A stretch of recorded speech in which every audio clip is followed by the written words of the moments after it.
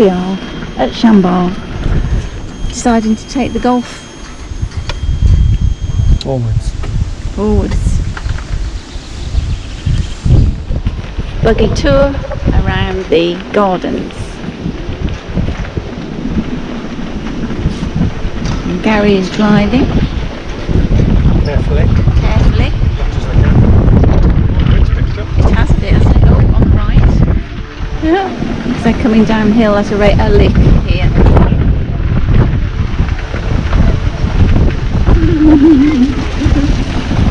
No? Chateau? No. Chateau. Oh, you've got reversing.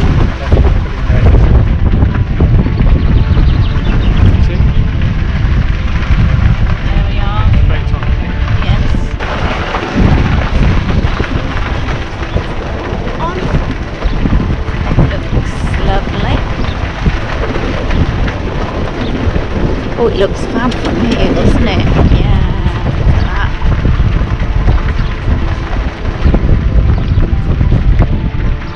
Wonderful.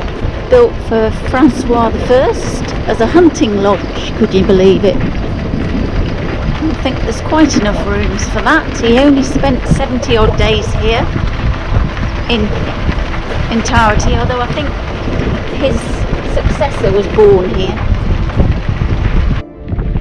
These are the more formal gardens. I'm assuming that's the English gardens. One's called the English garden. Yes, yeah. It is rather lovely. Lots of people having lunch, picnicking at the moment. We had ours in the van. Yeah, we had ours in the van in the car park. Because it rained, basically. Coming towards grotto here, I think.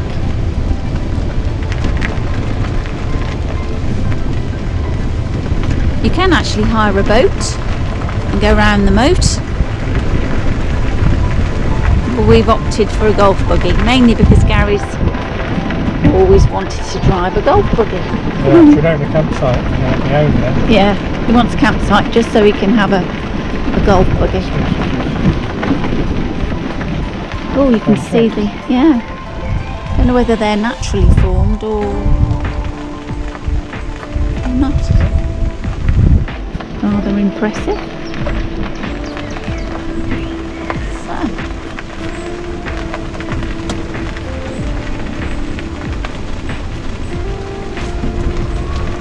We're hoping that big storm cloud over there has passed us by now while we were having our lunch. So we can enjoy the gardens, all the grounds. Apparently the whole area is the same size as the city of Paris. So it's a huge estate. Yep. A large swathe of it is only accessed by high-ranking government officials apparently, not us plebs. We only get to pay for the privilege of seeing part of it. Yep. They get to see the rest for free. There's a wonderful exhibition inside of Leonardo da Vinci's, some of his sketches and works, and some wonderful original 15th and 14th century manuscripts and books, beautifully illustrated. As our first ever French chateau, it's pretty impressive. Apparently it's the largest chateau in France and the most visited. You can see why. And you can see why, yes.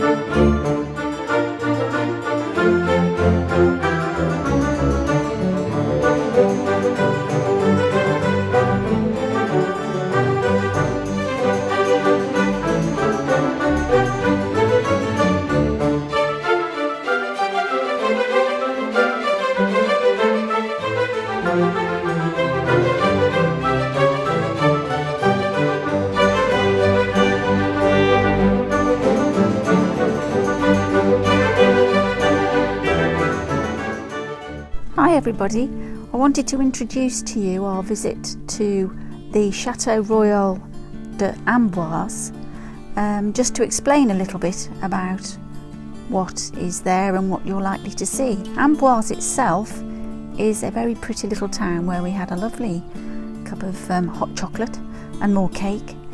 And the castle or chateau itself is quite dramatically located right in the centre, with absolutely panoramic views across the Loire Valley.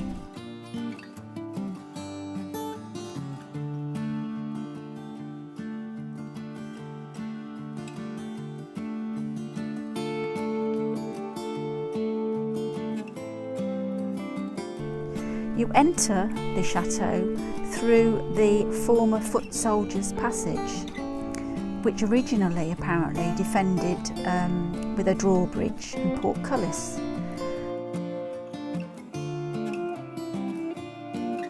When you get out into the gardens and the terraces, you're aware very quickly about how high up you are, and the views really do take your breath away. A wonderful place to build a chateau.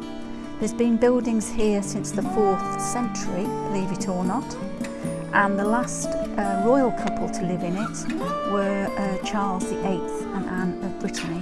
We're looking at now the Herbert Chapel, where Leonardo da Vinci was buried. He asked to be buried in this wonderful place, and because of his relationship with the king, his wish was granted.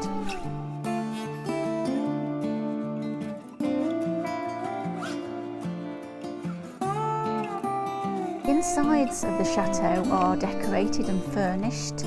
They're very interesting, and there are some wonderful paintings.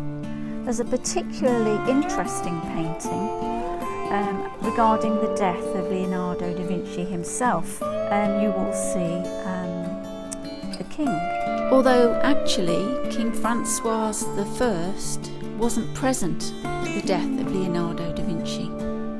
One thing we did find really interesting here was the Cavaliers Ramp. Believe it or not, this was a circular tower. I don't know how you describe it really. It's not a staircase, it's a ramp, but it goes up in a circular motion. It was to allow carriages to enter at the foot of the hill and go right up to the terraces and be delivered outside the living building and the living quarters. The terrace gardens are still a work in progress, I think. They are absolutely beautiful, and particularly the Naples terrace is being developed in accordance to how it would have looked during the 15th century. They are beautiful gardens and wonderful to walk around, with their topiary and Lebanese cedar. Right central in the gardens and in a position of prominence is the bust of Leonardo da Vinci, which marks the spot of his original burial. So all in all, this beautiful place has a really, really interesting history, right from the 14th century, and finished our visit to this area and the chateaux in this area really, really nicely. It was a beautiful place to spend the day